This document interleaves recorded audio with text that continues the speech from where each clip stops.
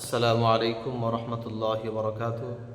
ইন্নাল হামদুলিল্লাহ ওয়াসসালাতু ওয়াসসালামু আলা রাসূলিল্লাহ। সুপ্রিয় বন্ধুগণ, একটি হাদিস আমাদের সমাজে বহুল হারে প্রচলিত আছে, যেটা আমরা প্রায় শুনে থাকি, বলে থাকি এবং অনেকে নিজের ক্ষেত্রে প্রযোজ্য হয় বলে আমরা অনেকে স্ত্রীকে বলতে থাকি। বিশেষ করে আমরা একটি হাদিস বলি যে স্বামীর পদতলে স্ত্রীর জান্নাত। অথচ এটা কোনো হাদিস নয়, এটা বানোয়াটি একটা কথা, এটা হাদিস হিসেবে বলা হয়। অথচ নবী আকরম সাল্লাল্লাহু আলাইহি ওয়াসাল্লাম বলেছেন, মান কাযাবা আলাইয়া মুতাআম্মিদান ফালিয়াতাবাওয়া মাকআদাহু মিনান নার। সহিহ মুসলিম। নবী আকরম সাল্লাল্লাহু আলাইহি ওয়াসাল্লাম বলেছেন, যে ব্যক্তি আমার নামে কোনো মিথ্যা হাদিস বলবে, অর্থাৎ কোনো কথা বলবে আর বলবে এটা নবী বলেছেন, সে যেন তার ঠিকানা জাহান্নামে বানিয়ে নেয়।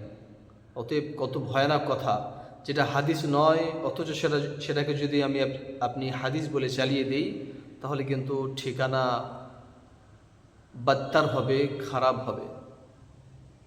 সেই জন্যে আমাদেরকে কথা সাবধানে বলতে হবে এবং যেটা হাদিস নয় সেটাকে হাদিস বলা যাবে না। সতর্ক থাকতে হবে, সাবধান থাকতে হবে।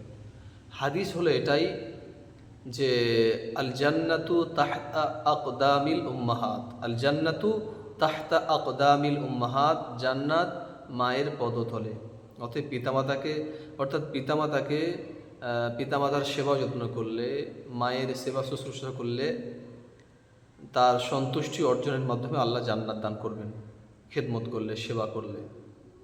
কিন্তু তা বলে এই হাদিস বানানো যাবে না যে স্বামীর পদতলে স্ত্রীর জান্নাত। অবশ্যই স্বামী খেদমতের যোগ্য, স্ত্রীরা স্বামীকে খেদমত করবে, ভালোবাসবে, সেবা শুশ্রূষা করবে, কিন্তু তার জন্য হাদিস বানানোর প্রয়োজন নেই। যদি স্বামীর পদতলে স্ত্রীর জান্নাত এই হাদিস মেনে নেওয়া হয়, তাহলে যে আসলেই যেটি হাদিস, সেই হাদিসটা বিকৃত হয়ে যাবে। যে হাদিসে বলা হচ্ছে যে জান্নাত মায়ের পদতলে, সেই হাদিসের অর্থ তখন বিকৃতি হয়ে যাবে এভাবে, যদি এই হাদিসটা মানা হয় যে স্বামীর পদতলে স্ত্রীর জান্নাত, তখন আসল হাদিস বিকৃত হয়ে এভাবে হয়ে যাবে যে এনি টাইম, সর্বদা পুরুষদের জান্নাত মায়ের পদতলে, আর নারী যারা, মহিলারা যারা বিয়ের আগে তাদের জান্নাত মায়ের পদতলে, আর বিয়ে হয়ে গেলে তাদের জান্নাত কনভার্ট হয়ে, পরিবর্তন হয়ে স্বামীর পদতলে চলে যাচ্ছে। নাউযুবিল্লাহি মিন যালিক। আসলেই বিষয়বস্তু এমন নয়, বরং এটি বানানো কথা, এর কোনো হাদিস নয়। সেই জন্য আমরা এইভাবে হাদিস বানাবো না। অবশ্যই স্বামী খেদমতের যোগ্য, সম্মানের যোগ্য, স্বামীকে সেবা করতে হবে, খেদমত করতে হবে, এবং স্বামীরাও এই হাদিস নিজেদের ক্ষেত্রে প্রযোজ্য হচ্ছে বলে এই হাদিস প্রয়োগ করবে না, কারণ এটা হাদিস নয়, এটা জাল কথা, বানোয়াটি কথা, ভিত্তিহীন কিসসা কাহিনী। বরং স্বামীদের ক্ষেত্রে অন্যান্য হাদিসও আছে। নবীজি বলেছেন নারীদেরকে লক্ষ্য রেখে, লাউ কুনতু আমিরান আহাদান আন ইয়াসজুদা লি আহাদিন লা আমারতুল মারআতা আন তাসজুদা লি যাওজিহা। নবীজি বলেছেন, আও কামা ক্বাল আলাইহিস সালাতু ওয়াস সালাম, যদি আমি কারো সেজদা করার আদেশ দিতাম, তাহলে আমি নারীকে আদেশ দিতাম, একটা মহিলাকে আদেশ দিতাম, নারী জাতিকে আদেশ দিতাম, তারা যেন তাদের স্বামীকে সেজদা করে। অর্থাৎ নবী আল্লাহ ছাড়া কাউকে সেজদা করার আদেশ দেননি। তাজিমি নন, তাজিমি সেজদাও নয়, ইবাদতের সেজদা তো নয়, জায়েজ নেই। এবং তাজিমের রেসপেক্ট, সম্মানের ক্ষেত্রে যে সেজদা আগে জায়েজ ছিল, শরীয়তে মুহাম্মাদি আসার পরে সেটাও রিজেক্ট হয়ে গিয়েছে, সেটা আর নেই, সেটা মনসুখ হয়ে গিয়েছে, রহিত হয়ে গিয়েছে।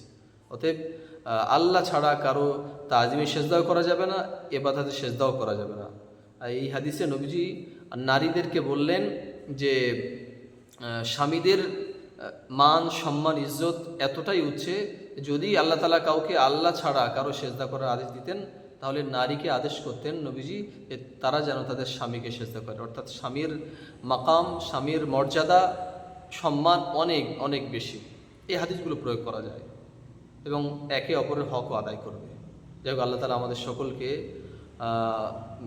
জাল হাদিস বলা থেকে, নবীর নামে মিথ্যা হাদিস বানিয়ে বলা থেকে হেফাজত করুন এবং সঠিক শুদ্ধ দ্বীন ইসলামের উপর চলার তৌফিক দান করুন। আল্লাহুম্মা আমিন। ওয়া আখিরু দাওয়ানা আনিল হামদুলিল্লাহি রাব্বিল আলামিন।